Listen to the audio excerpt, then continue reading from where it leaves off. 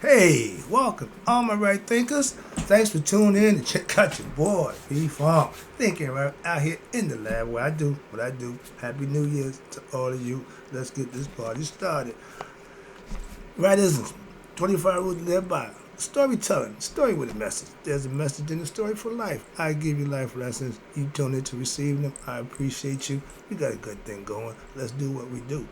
Right thinking mission, and that's what I'm on, is to enlighten, inspire, educate, and motivate you, the individual, to a higher spiritual level of enlightenment. Right thinking way of life through mental and spiritual discipline, practice daily, will help and guide you to obtain your goal of reaching spiritual enlightenment, aka know thyself. My mission is that all right thinkers know thyself. If you're a right thinker, your goal is to know thyself. So you see where we're going with this. So we can get there together. I asked the question, do you know you? You will when I'm through. It's rhetorical, but if you don't have an answer for yourself, tune in. I can help you with that. A person who knows not and knows not that they know not is foolish. Disregard them. A person who knows not and knows that they know not is simple, but you can teach them. That's why I do what I do for you. I appreciate you too. Stay tuned. I got more for you. A person who knows not and believe and think that they know is dangerous. Avoid them. I do. A person who knows and knows not that they know is spiritually asleep. I can awaken them. I'm the spiritual alarm clock here to wake you up with knowledge of self. That's what I do for you. A person who knows and knows that they know is wise. Follow them. All these persons reside in you. Right thinkers, know thyself, and to Maya, be true. Speaking of Maya, that's who we are in the book. Just starting out, we're on page 24. So the question is, right thinkers, let's talk about who were the ancient Egyptians and what is yoga philosophy. First question we're going to answer is, who were the Egyptians, ancient Egyptians? And we're going to get into yoga philosophy and what they thought of themselves. It's going to be a good lesson for you. Let's go. Now, our ancient Egyptian religion, she taught Netta, a.k.a. right thinking philosophy, language and symbols provide the first historical records of yoga philosophy and religious literature. We put it down so you can read it and understand it and study it. Egyptian yoga is what has been commonly referred to by the Egyptologists as Egyptian religion. That's where that concept comes from. And what's this? Or mythology. We knew the story that we were telling about God and what was all myth. We never said it happened for real. Moving on, just want to clear that little concept. You gonna try to tell me everything in that? No, we ain't going there. Dealing with the Egyptians, but to think of it, what's this? To think of it as just another set of stories, or allegories about a long lost civilization. That's what the Bible is, not ours. Is to completely miss the greatest secret of human existence, which is self-knowledge, aka having knowledge of self, knowing who you are. Know thyself. Self-knowledge would do just that. It's things that you can study and learn and practice to do just that. I did that. So when I found God through that technique, that style, I don't have no use for religion. No disrespect, but again, it didn't get me to God. What I did got me to God. So that's what I profess. That's what I teach. That's what I live by. Hope you understand that. Moving on. Yoga, the definition, I'm going to get to that in a minute. Yoga, I gave you a mini definition of it. But again, yoga in all its forms and disciplines of spiritual development was practiced where? In Egypt. Earlier than anywhere else in history. So I hear you talking about the cradle civilization started Sumerian and Babylon. Stop the Mesopotamia. Stop with the nonsense, please. Moving on. This unique perspective from the highest philosophical system, right there. We had the best philosophical system to knowing thyself ever. Everybody else practiced what we taught them. And which developed in what? Africa in over 7,000 years ago. What I'm teaching ain't new, ain't hidden, just passed over pretty much. Just, just ain't nobody interested in that. Oh, I am. So I got it. Let's go. And it's over 7,000 years ago. And what it does, it provides a new way to look at your life, practice religion, and the spiritual disciplines and the psychology and the way to spiritual development that's leading to what? Spiritual enlightenment. Ding, ding, ding, ding, ding. Our goal, our anxious goal was to reach spiritual enlightenment while on earth in the physical form. Why? Because if not, they're going to die twice. They knew that. They didn't want that. If you know something, you know the prevention of something. Simple. If I don't have unprotected sex, I can't catch a sexually transmitted disease, I can't procreate, I can't make a baby. But if I don't do those things, I run the risk of those things. So if you want to take care of the problem, know this and that, okay, then don't do that. Don't keep doing this. Moving on. This is the philosophy that I follow, and it takes care of all what? The negative and all the stupid stuff that you can do. You can take care of that yourself. Egyptian mythology, as they called it, what?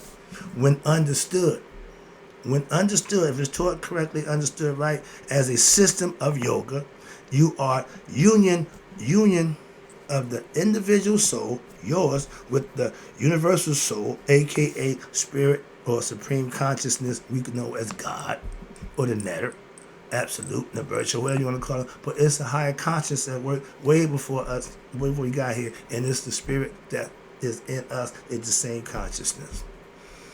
That's the goal for being humans. And it gives what? Every individual who has a spirit has the opportunity to what? Have insight into their own, their own divine nature. Meaning you got to find God for yourself. And also it gives you a deeper insight into what all religions and yoga systems.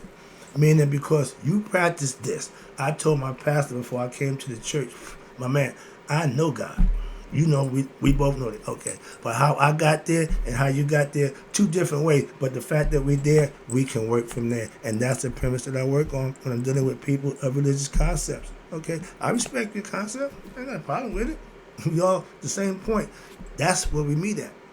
Your dogma and your philosophy, I don't subscribe to some of them. That's all. So I can't commit to that. Why? I don't believe anything you say. Simple. Moving on. And if you ask me, do I believe Jesus is the Son of God? Nope. So I ain't going to pass that test. But now we have a Greek historian, Diodorus Siculus, and he writes in the time of Augustus, which is the 1st century BCE. We went from 7,000 to down to the 1st century, and he's going to write about us as the Egyptian from his perspective, again, respectful. And he's telling you, now the Ethiopians, which is the longest, oldest established African colonization that haven't been colonized by the white man. Only one. Everybody else been hit. Okay, so they're the virgins of colonization. They was never, colonized. Now, as historians relate, were the first of all men, and the proofs of this statement, what they say are manifest. For that they did not come, listen, pay attention, into their land as immigrants. As my grandmother told me, we didn't come up here on no boat, grandson, from aboard, nope. But they were the natives of it, so justifiably bear the name of the autochthons, spelled Autochthhones. It means sprung from the soil itself. Not created in the lab, not DNA splice, not cloning from the Awanaki. They said from the good earth. Moving on. Now, is their and they maintain and conceded by what? Particularly all men. You can't argue that fact. So now, and that's what they're saying. They also say what? Here you go. The Egyptians are colonists that was sent out by the Ethiopians, their big brothers. Go out, see the world. And Asar, you know who he is, have been the leader of the colony. For speaking generally, what is now Egypt, they maintain was what? Not land, but sea. It was water covered.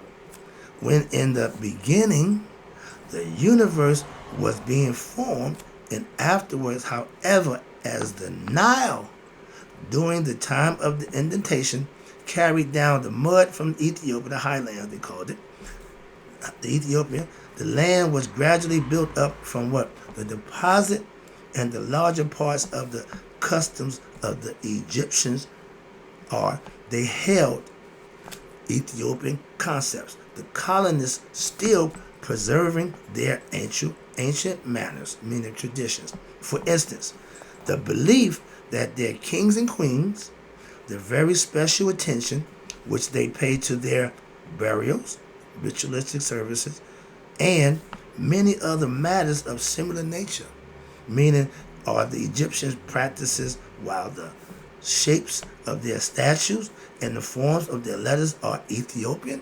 Hello? Egyptians were the last, not the first, and not the only. For, what's this? For of the two kinds of writings which the Egyptians had, that which is known as in the popular times called demonic, and it's learned by everyone. Everybody learns the demonic, right? And while that which is called sacred, heretic, higher knowledge, is understood only by the priests of the Egyptians, who what? Who learned it from their fathers. Family traits, folklore, handed down, spoken, told, not written, no. Egyptians did all the right, okay, in stone for a reason.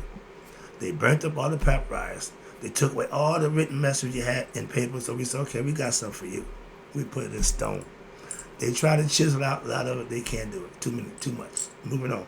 Why would you want to? Think about that. Okay, but they learned it from their fathers as one of the things which are not divulged. But among the Ethiopians, everyone, uses these forms of letters. We know them as hieroglyphs, Majanetta.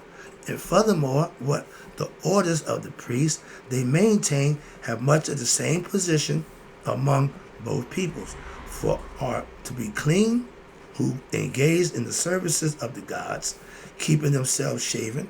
They was clean shaven. They always bathed before they went to the temple. They purified themselves. Like the doctors get pure before they do an operation, they did that before they went into rituals. That's how serious they took it. Okay. Now, they were shaped, the Ethiopians, the high priests, and having the same dress and form of or staff, which shaped like a what? A plow, and is carried by their kings, the staff, who wore high felt hats, fezzes, or crowns, which end of the knob, that's the one Osiris wear. You'll see it, I'll show it to you later. But on the top are circled by serpents, okay? Two serpents defending. And what happened? These serpents are called asps, little poison snakes. That's what Cleopatra lets bite her so she can die. She committed suicide by letting the asp, the little snake, bite her. And this symbol appears, watch this, to carry the thought that it will be a lot who shall dare to attack the king to encounter what? Death-carrying stings. You didn't want to mess with the king. Why? He's protected, and if you do, you're going to get killed. Many others, to this day, if you try assassination when you're president, they're going to kill you. They're not going to ask questions. Okay. Whatever your intention, whatever your reason was, we'll never know why, because you're going to be able to tell us. Moving on. That was back then. And then ain't nothing changed. Many other things are told by them in concerning what? Their own antiquity and the colony which they sent out that became what? The Egyptians. But about this, there is no special need or our writing anything about them. Why? They had their own writers. Watch this. The ancient Egyptian text states, they saying our people originated at the base of the mountain of the moon, at the origin of the Nile River Valley. And that means from the foothills of the high mountains, the Victoria High Plains, that's where they end up starting in the Nile Valley, starts where it runs down to the Mediterranean. And it tells you what I learned Greek mythology. Egypt, I know for a fact, meant burnt face. As I know they called us black. Okay, I knew that from back then. I just didn't jump around because everybody else was white. So I didn't want to get involved in that. But yeah, they said Egypt meant burnt face. And we call ourselves Kemet. Look, quick picture here. If you notice, everything is in black. Charcoal. Kemet, chemistry, all that comes from here. Everything is black. Okay, the land of the black land. Everything in Egypt was considered black. From the gods on down. Moving on. If the gods was black when we start out, when did they become white? Moving on. So they tell you who they are. And Kemet, they spelled KMT, no vowels. Okay, Kemet. And it meant Egypt meant burnt, the land of blackness. Okay, land of the burnt people. Again, they knew what we were. They knew who we was, how we looked. Kemet, ancient Egypt, is situated close to Lake Victoria. That's it. In the present-day Africa. This is the same location where the earliest human remains have been found. I thought there was listen, pay attention. Now, in the land currently known as Ethiopia, Tanzania, that's where they found it. Recent genetic technology has reported in the new encyclopedia and the leading news publication has revealed that all people of the world originated in Africa and migrated to other parts of the world prior to the last ice age of what? 40,000 years ago. Therefore, as of this time, genetic testing have also revealed, you ready, that all humans are alike. It don't make a difference, skin tone, got that definite for you. Don't make a difference where you're at. Okay, you're gonna grow to your habitat, like acquiesce to the habitat, nature. Indians, warm weather, they had cyclic weather. They got furs, okay? They had moccasins. They had everything they need to survive with nature. I'm just saying, every people done that. So white, black, green, yellow, I don't give a good hoot about your color. And real people shouldn't. They made that an issue. That's not lesson, but let's not get caught up in that. Let's talk about the concept of the African people who were black started to stand apart. Okay? The earliest known bone fossils, which have been found in many parts of the world, were those of the African Grimaldi type people. We wasn't gorillas. We wasn't apes. Apes and still apes. Now, during the Ice Age, it was not possible. Watch this. This makes a lot more sense. It was not possible to communicate or to migrate. Why? Those were trapped in specific locations were subject to the regional forces of weather and the climate. Cold weather, more hair, less pigmentation. Warm weather, less hair, more pigmentation. Come on, man. That makes more sense than say, well, he made us. All that nonsense. Less warmer climates require less body pigment. Again, thereby producing lighter pigmented people who now different from their hair, skin, color ancestors. After the Ice Age, when the travel was not possible, was in landlocked, these light-skinned people who had lived in the northern colder regions of harsh weather during the Ice Age period moved back where into the warmer climates of their ancestors, and they mixed with the people that they had remained dark-skinned, thereby producing the Semitic colored people, brown people. Semites means you're mixed in skin color shades. Light, dark, brown, all that good. They understood that. Moving on. So therefore, there is only one human race. Please understand that. If we got better at that, that could change a few things. Starting with understanding you can't hurt your brother or sister. We all one. And due to the different climatic and regional exposure and philosophical changes to a point where there seem to be different types of people. Seem, don't mean it is. Why? Because we put that dynamic there. Differences were noted with what? Respect to skin color, hair texture, traditions and customs, language, and with respect to their essential nature, psychological, and emotional makeup. Due to the experiences each group of people had to face and overcome in order to for their survival of that race of people. From a philosophical standpoint, the question is as to the origin of the humanity is redundant. Stop. Wow, we already know that. Why keep going back over it? That horse is done. When it is understood or should be understood that all come from one origin, which some choose to call the Big Bang and others the Supreme Being, whatever you want to call it. Sorry. It's all the same thing, conceptually. Okay? And this is the question about different colors. He asked the question, God, thou makest the color of the skin of one race to be different from that of another. But however many may be the varieties of mankind, it is thou that maketh them all to live. That means whatever color, whatever race, the blood, the spirit that flows through you is the same. Does that make sense? I got more here. Yep, I got a little more before I finish up, wrap this up. Now, watch this. What they're saying to you is the spirit, the soul. That's an ancient Egyptian proverb, which is a hymn to Amen. Now, where we at? Your soul, Haru, your son are the what? The self-same nature. The spirit, your soul, Haru, son of God, we're all the same thing. Us, human beings. Nature, since they came from the same place, the Creator, where the Creator, He molded them. Pay attention, this is where it gets good. I told you, spirit don't need a sex. Don't have sex, don't generate, don't know nothing. That's spirit. But the human beings are molded them, nor male nor female are they. Why? Because sex is just a thing of the body, not of souls. That's why. When you're in the physical form, you're either going to be a male or female. Why? For reproduction purposes. Not to live here thinking you're a man in a woman's body or want to change the sex to be this. Oh, that's all psychological. But y'all allow that, so I call it mental illness. Anything that got to do with this, you need to address it as a mental illness.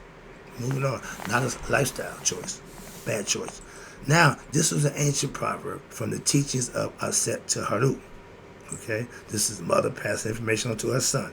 Historical evidence, watch this. Historical evidence proved that Ethiopia, Nubia already had kingdoms established at least 300 years before the first kingdom of pharaohs of Egypt. Again, we came from Ethiopia and Nubia. We had a little brother, sister, what you want to call it, but we offspring from them. Ancient Egypt was a colony of Nubia, Ethiopia, and Asar having been the leader of said colony, and upon his return to Greece, this guy telling me he went to Egypt and got all this information, and they gathered around and asked, tell us about this great land of blacks that y'all call Ethiopia. And what he said? And Herodotus said, there are two great Ethiopian nations. One in Sin, India, okay, and the other in Egypt.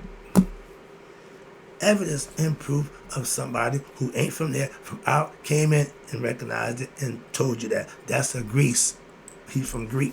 And it was recorded by Egyptian high priest Menethos. Okay, I gave that lesson at 300 BCE.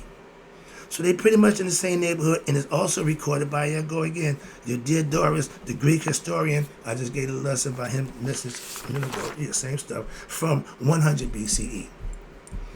They had the tail end. They at the way tail end, but they got the information, they got the understanding. That part they got right. Wrapping it up for you. Now, the pyramids themselves cannot be dated because the common dated don't go back that far. But I just gave a lesson. Don't tell me about 6,000 years of Mesopotamia, Babylonian knowledge was the cradle of civilization. We go back 10,858 to be exact. For what? That's when the Sphinx was built. We was doing something before that. Okay, that's my point. And that was in the age of Leo. Now we in Aquarius. So it's been a little while. Moving on. Let me wrap this up again. I hope you get the lesson. The pyramids themselves, however, cannot be dated. Yeah. But the indications are that what? They existed far back into antiquity. Yeah, we know that. But the pyramids go back. How about this? The Sphinx is before the pyramid. So if the pyramid texts are full of hieroglyphic inscriptions on the pyramid walls, the handwritings on the wall, and it's also in the coffins, in the coffin text. You got hieroglyphics inscribed on the coffins. Speak of authoritativity on the constitution of your human spirit, the viral life force along the human spinal cord. We know it in India as Kundalini. We know it Egyptian. We called it the serpent power. Okay, the serpent was the bad man, not the bad guy that the biblical people make him out to be, but the spinal cord, the spirit force. Okay, serpent power of the human spinal cord, known in India as Kundalini, the immortality of your soul, your reincarnation, and the law of cause and effect, known in India also as what? The law of karma. You do good, you get good in return.